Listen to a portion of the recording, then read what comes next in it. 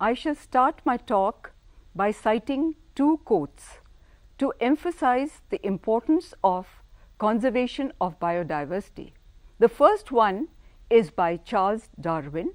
It is not the strongest of the species that survives, nor the most intelligent that survives. It is the one that is most adapted to change or adaptable to change. This was given by Charles Darwin. Another quote, at least 40% of the world's economy and 80% of the needs of the poor are derived from biological resources.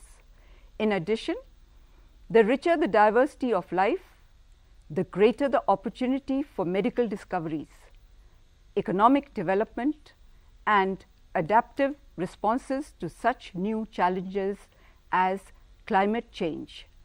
This was given by the Convention about Life on Earth, Convention on Biodiversity. Now, you will still ask me, why should we conserve biodiversity? Well, there are three broad reasons. Number one, biodiversity plays a major role in many ecosystem services that nature provides. For example, plants, they control floods, they control climate, and the most important thing is that the plants provide us with oxygen. If it were not for this oxygen, you and I would not be on this planet. Number two, nature provides innumerable benefits: food items, industrial and medicinal products, fibers, and many more. Even your chocolate comes from a chocolate tree, Theobroma, which means food of gods. Third, man is just one part of the web of life, and therefore every species has an intrinsic value and needs to be saved. Now we will discuss the categories and scope of material or germplasm deserving of preservation and the different methods of preserving them. Some of the major categories are cultivated varieties or cultivars in current use. Number two, obsolete cultivars, that is varieties that were cultivated in the past but now need to be carefully preserved. Then the third one is primitive cultivars or land races. These are farmers' varieties that have been in use for centuries in traditional agricultural systems. Variability is a characteristic of this category. Now, the fourth one is wild and weedy species closely related to cultivated varieties. These are relatives of crop plants that are not cultivated varieties. Fifth one, wild species of potential value to man. These are species which are not under cultivation and whose potential has yet to be assessed. Sixth one, and the last one, is special genetic stocks. This is material that has been developed by man and is or has been used in ongoing breeding programs. For example, mutants, breeders' lines, gene marker stocks, and many more. Now, what are various conservation methodology? Well, there are two main methods: in situ conservation and ex situ conservation. We will first discuss in situ conservation. I will first list them and then describe them. First is entire biomes. Number two, biosphere reserves. Third, national parks. Fourth, sanctuaries. Fifth, sacred groves. And the last, hotspots of biodiversity. Now, biomes are defined as the world's major communities classified according to the predominant vegetation and characterized by adaptations of organisms to that particular environment. A definition was given by Campbell. The five major biomes are aquatic, deserts, forest, grasslands, and tundra. This is a forest biome of double coconut which grows in a World Heritage Site in Seychelles. Double coconut is threatened and it grows only in this part of the world. There is also a black parrot which feeds on the flowers of coco de mer or double coconut, and it is also endemic to this region, that is found only in this region and nowhere else on earth. Biosphere reserve is a specified area in which multiple use of land is permitted by dividing it into certain zones, each for a particular activity. You have a core zone where no human activity is allowed. Around the core zone, you have the buffer zone, and only limited human activity is allowed. Then, around the buffer zone, you have the manipulative or transition zone, which covers the buffer zone, and multiple human activities are allowed, including settlements, but disturbance of the ecology is not allowed. There are 408 biosphere reserves throughout the world, and India has about 14 such reserves. This is a biosphere in Uttarakhand. Both these slides, they show biosphere in Uttarakhand. The first one is of Hemkund Valley, Lokpal Valley, and the second one is of Valley of Flowers.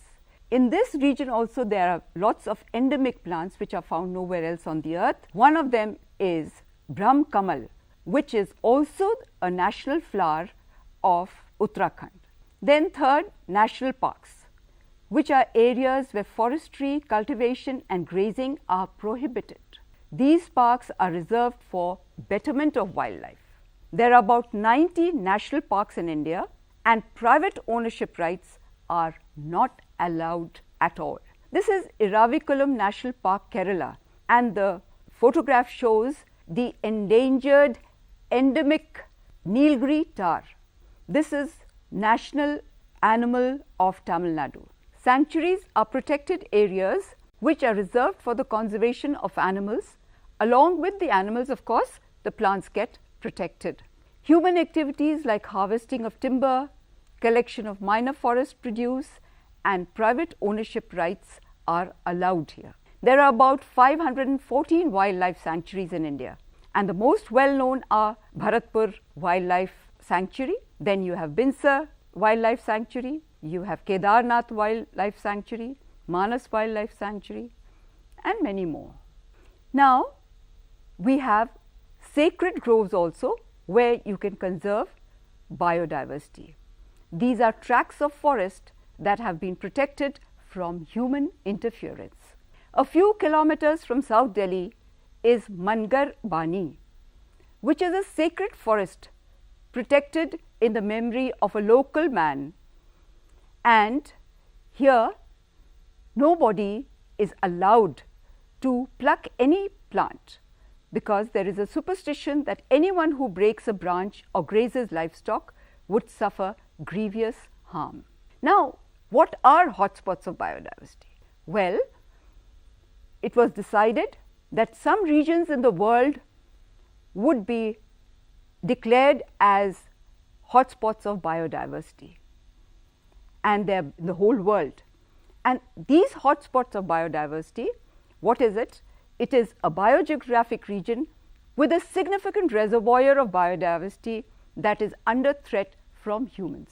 To qualify as a biodiversity hotspot, according to Norman Myers, a region must meet two strict criteria. First, it must have at least 0.5% of 1500 species of vascular plants as endemics. And I have just explained earlier also that endemics are species that grow nowhere else except in a particular region of the earth.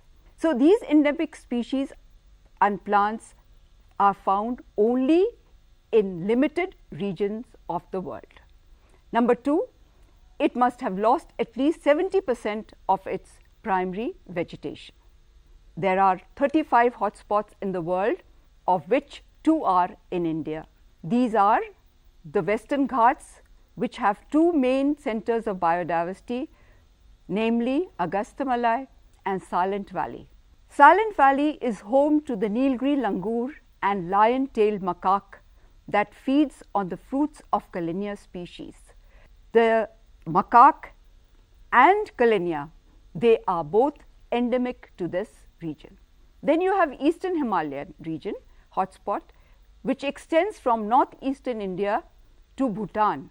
Some interesting plants found in this region are magnolia, bhojpatra and rhododendron. There are several species of rhododendrons and there are about 1000 or more species, and some of them are threatened and to such an extent that they could become extinct after some years. This photograph shows northeastern region of India.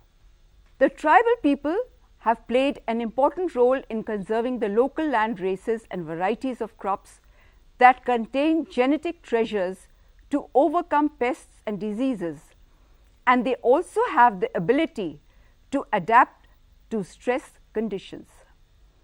Now we come to ex situ or off-site conservation. We have already discussed in situ conservation. Now we will discuss ex situ conservation. Conservation of biodiversity outside its natural habitat is known as ex situ conservation. Some of the methods to conserve biodiversity are in gene banks, through in vitro culture of plants. I will discuss them one by one later.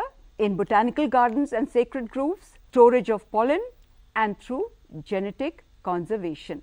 Now first, gene bank.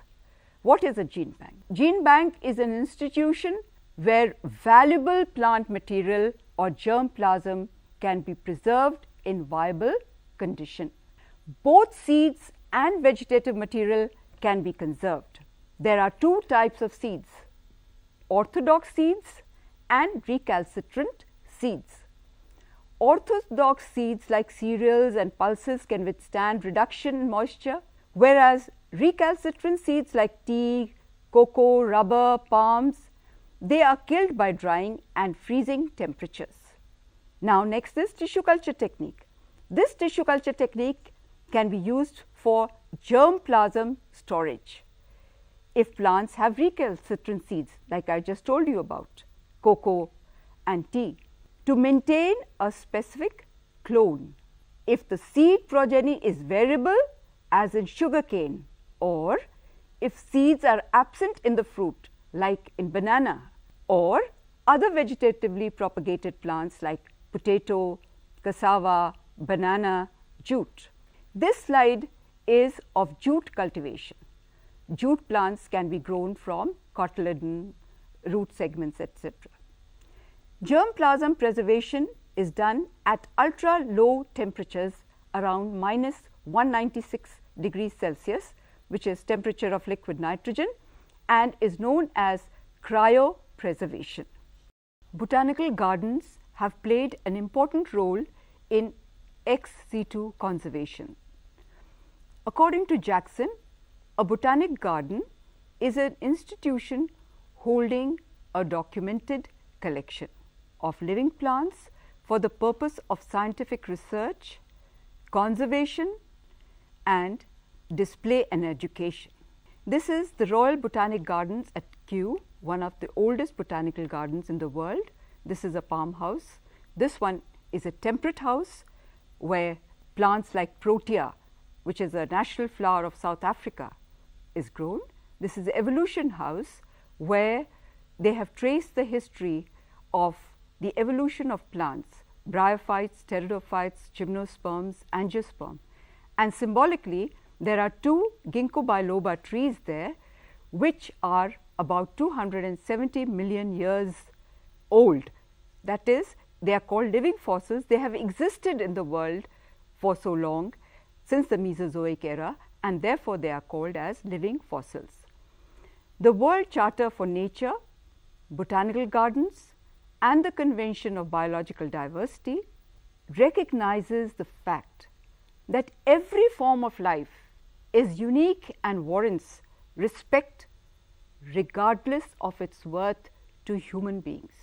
Zoological gardens also work on the same principle. There are about 2000 or more botanical gardens in the world, and the garden at Kew is one of the largest in the world, as I have just mentioned, and it has been designated as the World Heritage Site. an attempt has been made to conserve biodiversity by placing seeds of plants in a time capsule, which was buried in the conservatory by the famous Sir David Attenborough on 22nd March 1985. This little boy is standing on a plaque, blue plaque, where the time capsule was lowered. Now, they also have a Millennium Seed Bank project, where seeds from all over the world are stored. India is also home to the oldest botanic garden in Southeast Asia. It is known as Indian Botanic Garden at Howrah. It was established in 1787. Now, this picture is of lotus and palms in the botanical garden in Mauritius. Pamplemousse is the area where this garden is, and this is again the oldest botanical garden in the southern hemisphere. Now, another method of conservation is by storage of pollen. You know that microspore mother cells inside the anther undergo meiosis to form microspore tetrads, and after wall formation they are called pollen grains. Pollen contain genetically heritable characteristics. They can provide nuclear diversity at the haploid stage. Genetic conservation through pollen storage is of benefit to a plant breeder, and pollen storage facility is called pollen cryobank. The breeder can obtain the pollen according to his requirement for breeding work. Pollen can be used also for raising haploid plants for breeding work. Now, viable pollen of maize, for example, can be stored for 10 years at -196 degrees Celsius temperature. Similarly, papaya pollen can be stored for 485 days. So, these are just a few examples to illustrate how pollen storage plays an important role. Then you have conservation genetics. Now, what is this conservation genetics? Conservation genetics is a branch of population genetics in which genetic methods are applied for conservation and restoration of biodiversity. The survival and adaptability to an environment of species is greatly dependent on its genetic diversity, and genetic diversity is the genetic traits in the genetic makeup of a species. It also includes conservation issues related to introduction of genetically modified organisms. Plants have played an important role in human history. Papyrus was first used around 4000 BC and became one of Egypt's major exports. Black pepper fruits were used as a form of payment. In fact, trade in pepper started the European age of exploration. We also know that the fossil records show us that unlike animals, plants have rarely suffered mass extinction. But if current trends continue, a large number of species will become extinct in the coming years. A passage from Isha Upanishad sums up the importance of conservation beautifully. This universe is the creation of a supreme power meant for the benefit of all. Individual species therefore must learn to enjoy the benefits with other species by becoming a part of the system. Let not any one species encroach upon the rights of another species. For conservation of biodiversity, both in situ and ex situ conservation methods are important. Let's conserve our biodiversity and keep our planet clean. This slide speaks for itself.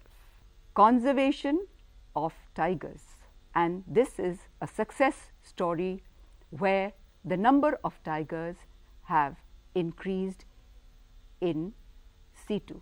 Now, we have discussed in situ conservation and ex situ conservation. Both types of conservation are important for conserving our biodiversity. I can give you several examples where these techniques have helped us to conserve our biodiversity. One of them is from the Reunion Island. This island is near Mauritius, which is in the Indian Ocean. There is a tree in Reunion Island which is called Cafe Maroon, a medicinal plant. This plant was, people thought, was extinct, and one day a schoolboy discovered this tree, and a part of this tree, a few segments, were flown by the British Airways to the Royal Botanic Garden, where they used the tissue culture technique to raise several plants of Cafe Maroon. The original tree in Reunion is surrounded by guards. It is protected. Similarly, there is another story of Willemia pine. Willemia pine belongs to Australia. Willemia pine was also supposed to be extinct, and then one day the people working in Sydney Botanical Garden discovered this tree, and through the technique of tissue culture and also through in situ conservation, today there are several Willemia trees all around the world in botanical gardens under care of experts. Similarly, there are several examples where you find that species which were supposed to be extinct have been discovered, and methods are being adopted to conserve them. Tissue culture technique has also been used for animals. In fact, first animal tissue culture was done in frog way back in 1907. Plant tissue culture came much later. But I said earlier also that both these techniques are important in situ as well as ex situ. And to conserve biodiversity, we have to take care of both these methods.